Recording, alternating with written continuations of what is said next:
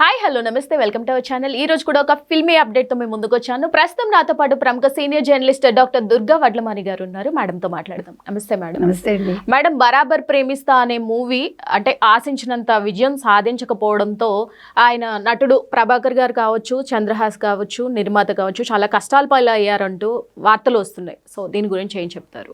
ఇప్పుడు మీరు మీ అబ్బాయితో ఒక సినిమా చేసినప్పుడు మీరు ఆలోచించుకోవాలి. మీరు ఇన్ని సంవత్సరాలు ఇండస్ట్రీలో ఉన్నారు, ప్రభాకర్ లాంటి వాళ్ళు.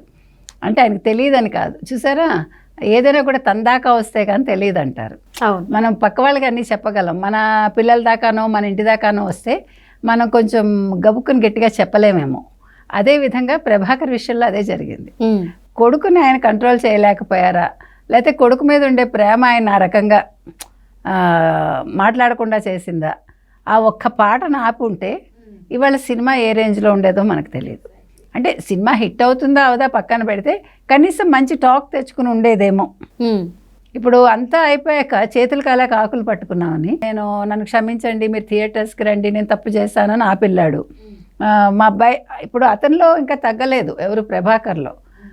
మా అబ్బాయిని తొక్కేయకండి అంటూ అతను, వాళ్ళ చెల్లెలు పాపం మా అన్న తప్పే చేశాడు మీరు చూడండి అంటూ ఆ అమ్మాయి, వాళ్ళ అమ్మగారు జరిగింది మర్చిపోండి మీరు సినిమాకి రండి, సినిమా చాలా బాగుందని ఆవిడ. ఇట్లా బతిమాలుకోవాల్సిన అవసరం ఏముంది? ఆ అబ్బాయి అది జరిగాక చాలా డిబేట్స్లో పాల్గొన్నాడు.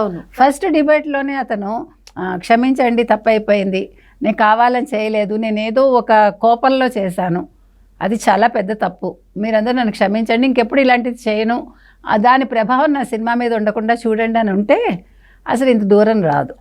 అతను నాకు చాలా అన్యాయం జరిగింది, నన్ను చాలా ట్రోల్ చేశారు, ఇవన్నీ మాట్లాడి అతను నేను ఇలా మాట్లాడాను అందుకనంటే, ఇప్పుడు అవతల వాడు తప్పు చేశాడని మనం చేయకూడదుగా, వాళ్ళు దిగజారని మనం దిగజారకూడదుగా.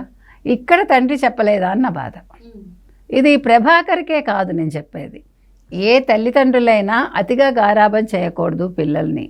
గారం ఎక్కడ చూపించాలో అక్కడ చూపించాలి, ఎక్కడ మనం వాళ్ళకి చెప్పాలో అక్కడ చెప్పాలి. సో ఇవాళ వాళ్ళు ఆర్థికంగా చాలా కుంగిపోయారని తెలుస్తోంది. ఇది రెండో సినిమానో మూడో సినిమానో నాకు తెలియదు, గతంలో కూడా ప్రభాకర్ పెట్టుబడి పెట్టారు, ఈ సినిమాకు కూడా పెట్టుబడి పెట్టారని తెలుస్తోంది. ఏది ఏమైనా ప్రభాకర్ విషయంలో జరిగిన దానికి వాళ్ళే బాధ్యులు. ప్రభాకరు, ముఖ్యంగా ప్రభాకర్ కొడుకు ఆ యాటిట్యూడ్ అనే ఏ ముహూర్తాన్ని పేరు పెట్టుకున్నాడో కానీ యాటిట్యూడ్ స్టారే దీనికి తగ్గట్టుగా అనవసరంగా తన యాటిట్యూడ్తో తన భవిష్యత్తును నాశనం చేసుకున్నాడు. కానీ ఇప్పుడు కూడా మించిపోయింది లేదు. వాళ్ళు ఒక్కసారి క్షమాపణ చెప్పేసి ఫ్యూచర్లో ఇలాంటివి జరగకుండా చూసుకుంటే అబ్బాయి సినిమా ఇండస్ట్రీలో నిలదొక్కునే అవకాశం అయితే ఉంది. ఏదేమైనా ఆవేశానికి అనర్థానికి తన కోపమే తన శత్రువు అన్నట్టు. అది కరెక్ట్, తన కోపమే తన శత్రువు అని ఊరికే చెప్పలేదు. మన శతకాలు అందుకే చదువుకుంటూ ఉండాలి. ఎవరైనా చదువుకోవాలండి, వయసుతో నిమిత్తం లేదు.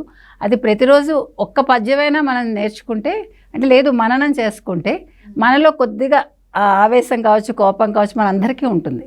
బట్ ఆ ఒక్క సెకండ్ మనం ఆపుకోగలిగితే మన భవిష్యత్తు బాగుంటుంది. మరి యాటిట్యూడ్ స్టార్ దీన్ని లెసన్లా తీసుకుని నెక్స్ట్ ఏమన్నా చేంజెస్ చేసుకుంటారా, లేకపోతే ఇదే పనిగా ఉంటారా అనేది నేను అనుకోను. మారే ఉంటాడు అబ్బాయి, ఎందుకంటే మొన్నే క్షమాపణ చెప్పాడు కాబట్టి, ఏడ్చాడు కాబట్టి, మనిషిలో కదలిక వచ్చింది కాబట్టి ఖచ్చితంగా మారుతాడు. Thank you madam. Thank you.